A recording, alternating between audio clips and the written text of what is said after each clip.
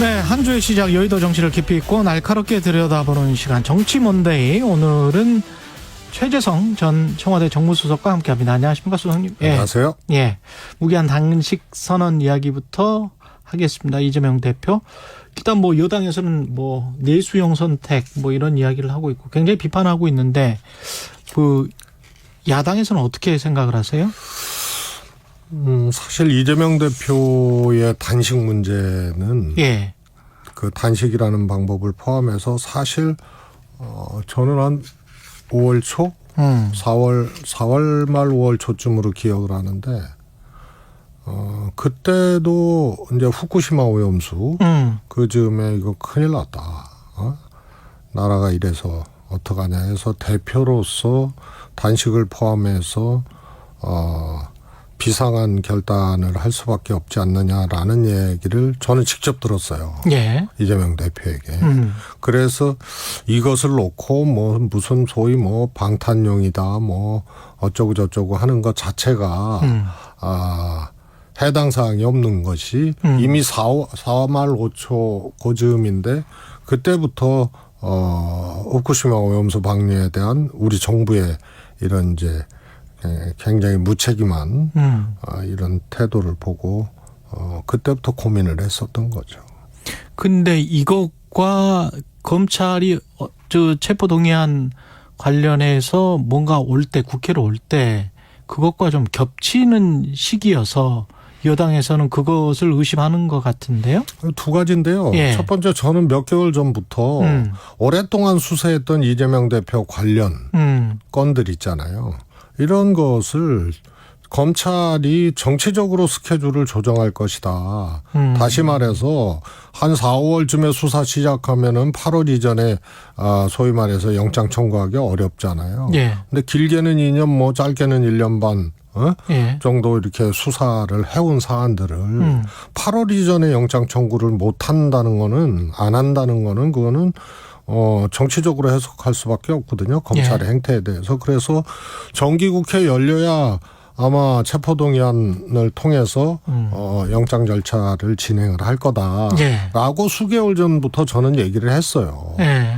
그래서 시점상 이것은 검찰의 정치적인 스케줄을 앞에 놓고 있는 것이다.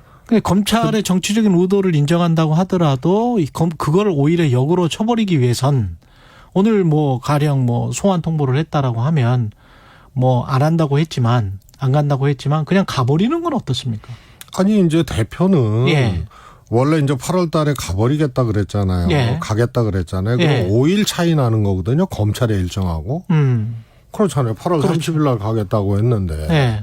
그러면은 검찰이 그때 준비가 안 돼 있어서 못 온다. 그래서 안 된다. 예, 수사 진행 상황 그러면은 때문에. 지금 토요일, 일요일 끼고 5일이거든요. 5일 차이거든요. 그럼 사실상 3일 차이예요.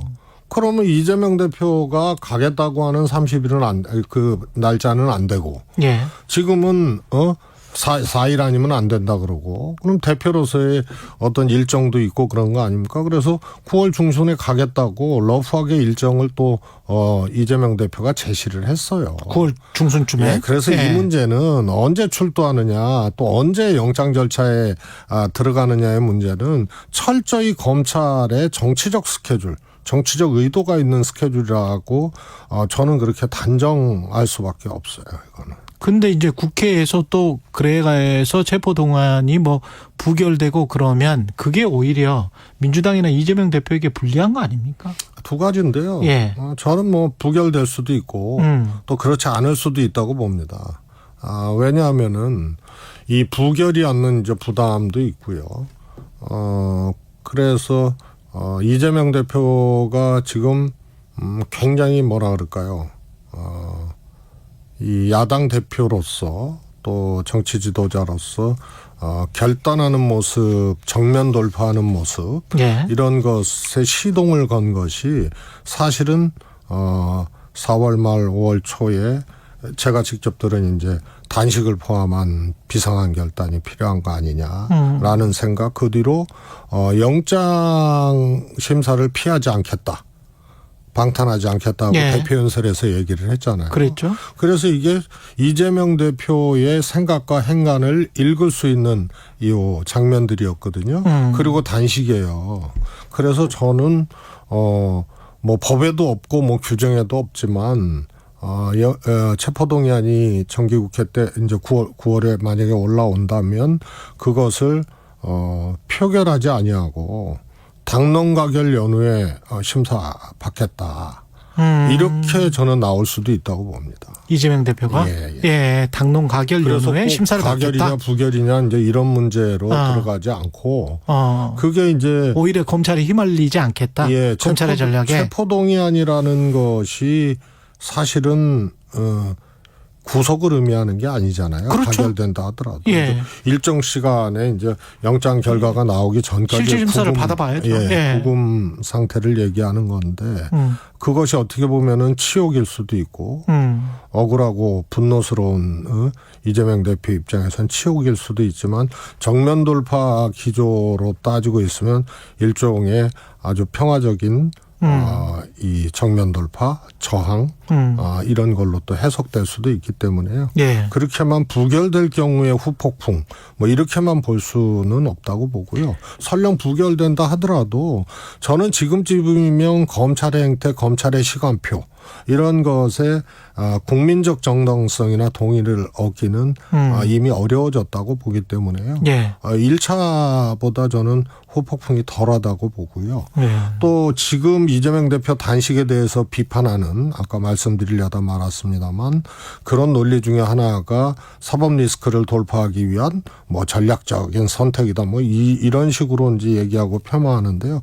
그러면은 출석할 때마다 혹은 체포동의안 올 때마다 영장 청구할 때마다 계속 굶어야 된다는 얘기거든요.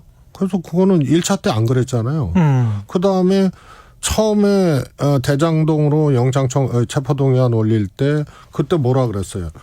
검찰이 그냥 한 명의 피의자의 여러 사건을 대하는 태도가 아니다. 그래서 살라미로 잘게 쓸어서 영장을 여러 번 청구할 것이다라고 얘기를 했잖아요. 예. 검찰이 그렇게 하고 있거든요. 그래서 이거는 검찰의 행태를 봤을 때도 그렇고 그것을 단식으로 사법 리스크를 돌파하겠다라고 얘기하는 것은 그거는 그럼 계속 굶어야 된다는 얘기예요. 굶었어야 된다는 얘기고. 근데 9월 중순까지 물리적으로 만약에 아까 9월 중순쯤에 이제 가겠다라고 그리고 그거를 만약에 검찰이 받아들인다고 한다면 그러면 어떻게 되는 겁니까? 그게 이제 단식을 거의 뭐 근 한 달 정도 하고 가는데 그게 조사가 가능하는 뭐 한 달은 아니고 물리적인 지금 11일부터 15일인가 이렇게 제시를 했잖아요. 예. 그러니까 뭐 한 10여일 하고 가는 건데요. 예. 상관없을 것이다. 저는 먼저 그 정도 되면은 이제 매우 이제 건강 상태라든가 굉장히 힘들 텐데. 뭐 힘든 상태죠. 예. 그때 되면. 근데 그 단식에 들어가면서 요구한 게 민생 파탄에 대한 대국민 사과 그리고 오염수 방류 반대를 명확하게 천명을 해라. 그리고 국정을 쇄신하고 개각해라. 이거 세 가지였잖아요. 근데 윤석열 대통령이 지금 뭐 야당 대표와 대화도 한번 한 적이 없는데 이걸 받아들일 리는 없지 않습니까? 저는 잔인하고도 네. 이제 무지한 정권이라고 보는데요. 우선은 야당 대표, 상대당 대표가 단식을 하면요. 상대당의 대표가 가거나 심지어는 최병렬 전 대표 할 때는 청와대에서 문희상 정무수석이 가서 또 위로를 하고 단식 풀라 그랬고요. 황교안 대표 단식할 때도 이해찬 대표가 갔어요. 심지어는 이정현 대표 황당한 단식할 때도 추미애 대표가 갔었고. 그랬네. 김성태 예. 대표 할 때도 정세균 국회의장이 갔었다고. 그랬네요. 생각해보니까. 이정현 대표 할 때 정세균 의장이 그렇죠. 가고. 예, 예. 그래서 그런데 그거는 어떻게 보면은 정치적으로 이제 기본적으로 해야 될 이 행위들 중에 하나거든요. 상대당 대표가 단식을 하는데 이렇게 극한까지 갔는데 그렇습니다. 거기에 대한 일정 정도의 책임 같은 거 미안함을 느끼고 뭔가 제스처는 해야 되지 않느냐? 아니 안 미안해하죠. 예. 그러나 정치가 엄존하고 있고 살아 있고 또 거기에 국민이라는 두 글자가 있고 이런 상황에서는 야당 대표도 국민의 목소리를 대변하는 당대 그렇죠. 대표거든요. 예. 그리고 실제로 이재명 대표가 걸었던 당시에 이정현 대표가 걸었던 그 주장 속에는 그런 것에 대해서 동의하는 국민들이 있어요. 그렇죠. 예. 많든 적든 간에요. 그렇죠. 그래서 예. 특히 집권당이나 집권 세력에서는 가서 위무를 하고 또 협상을 시도를 하고 하는 것이 기본적인 자세인 거예요. 국민이 있기 때문에. 그런데 아예 이것을 비아냥하고 저렇게 해버리면은요. 그러면은 정치는 어떻게 되고 앞으로 계속 극한투쟁, 극한대결로만 이어지는 거거든요. 그래서 책임지라는 의미의 집권 세력. 그게 모습과 태도는 그래서 있어야 하는 것인데 이게 완전히 실종돼 가지고요. 더 우려스럽고 걱정스러운 거예요. 육사 국방부는 뭐 안 한다고 하기는 합니다만은 육사 홍범도 장군 흉상 이전은 왜 하는 겁니까? 근데 그거는 지금 모든 예. 사단이요. 예. 윤석열 대통령과 정부발 싸움이거든요. 그리고 또 이념을 앞세워서 싸워야 된다고 대통령이 얘기를 하잖아요. 그래서 다 싸우는 거예요. 원래 야당이 싸우고 여당이 여권이 방어를 하고 그러는 거 아니에요? 예. 그런데 완전히 지금 대한민국은 거꾸로 됐어요. 이것에 저는 연장선상이 결국은 어줍지 않은 이념의 포로가 된 대통령과 그 대통령의 또 이념의 포로가 되는데 기여한 사람들과 또 대통령이라는 그야말로 현실 권력에 머리 숙여야 되는 집권당의 정치인들과 이런 사람들이 이런 현상을 홍범도 장군 흉상 철거와 같은 일을 가져오는데 아주 외형적으로는 일사불란하게 그동안 행위를 해왔던 거라고. 육사의 자체적인 결정은 아닐 것이다. 그럴 수가 없죠. 그럼 누군가가 지시를 했을 것이다. 저는 그렇다고 보고요. 그게 대통령실일 것이다. 저는 그렇다고 봅니다.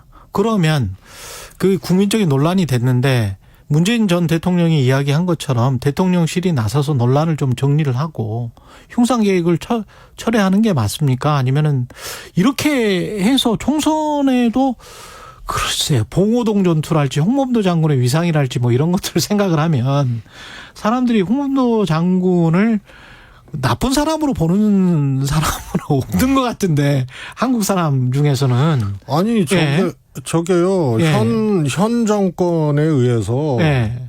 헌법을 부정하는 그런 일종의 반헌법적 쿠데타 같은 거예요. 왜 하는지 왜냐하면은 예. 우리가 우리 헌법 전문에 있잖아요. 3.1운동으로 이 설립된 임시정부의 법통을 이렇게 나와 있다고요. 그렇죠. 우리 헌법 전문. 그렇죠. 그러면 임시정부는 3.1운동 때문에 생겼다고 임시정부 그때의 이 헌령에서도 그렇게 나와 있고. 그렇죠. 또 재헌헌법에서도 전문에 3.1운동 계승이 나와 있다고요.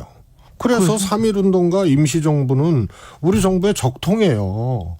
그리고 임시정부의 군대가 뭐예요? 광복군 아니에요. 그렇죠. 그런데 광복군 이전에도 있었거든요. 네. 그래서 홍범도 장군의 대한독립군과 그다음에 김자진 등의 북로군 정서, 네? 그다음에 이것이 대한독립군단으로 합쳐지고 그리고 그 뒤에 광복군까지 간 거 아니에요. 네? 그래서 이게 우리 군대의 적통이에요. 뿌리예요.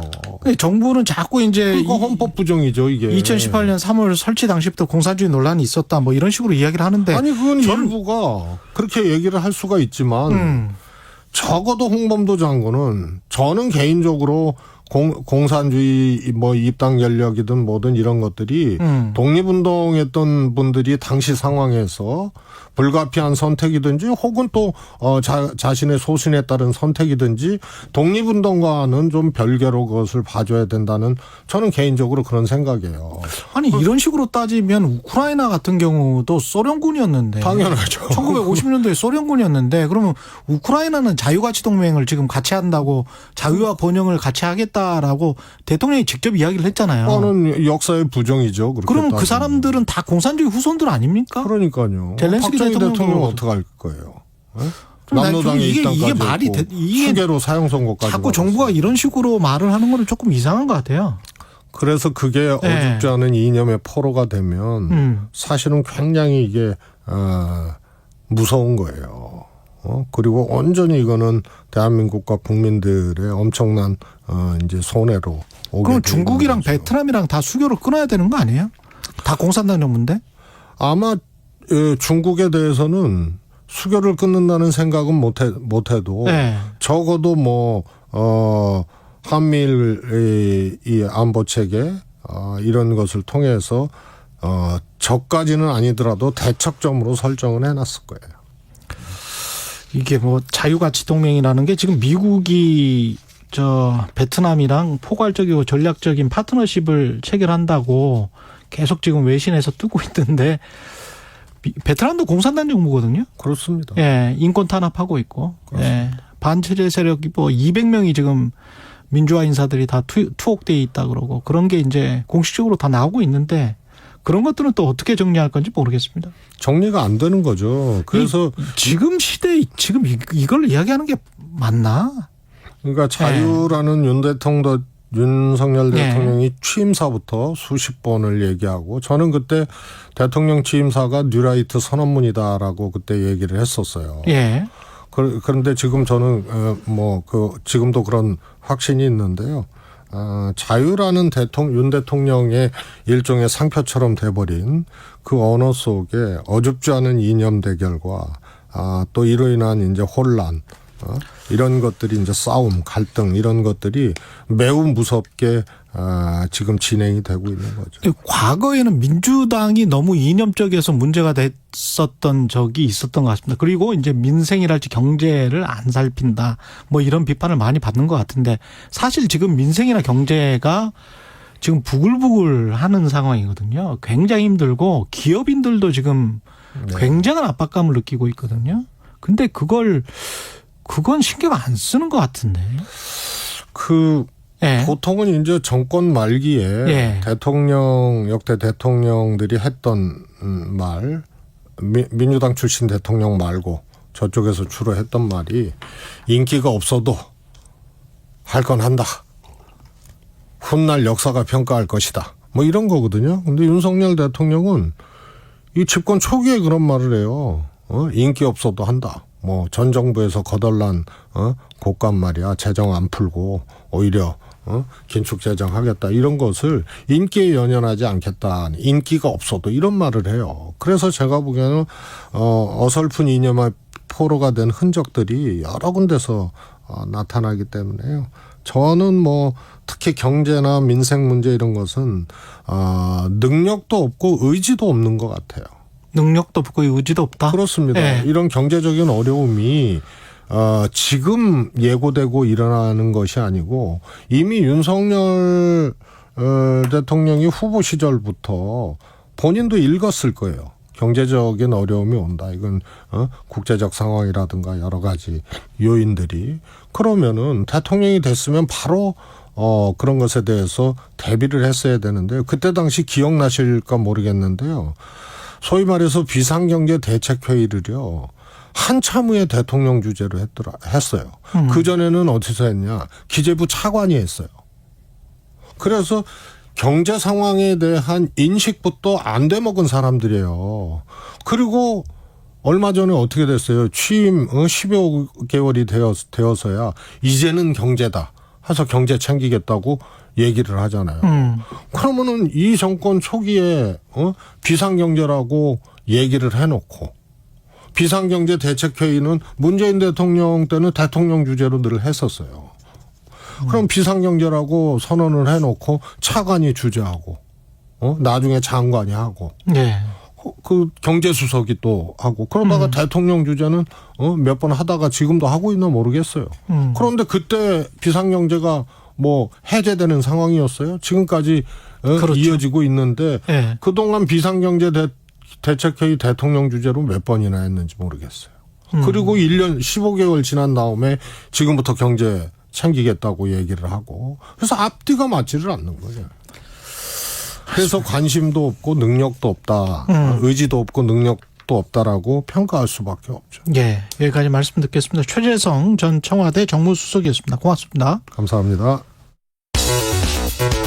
여러분은 지금 KBS 1라디오 최경영의 최강 시사와 함께하고 계십니다.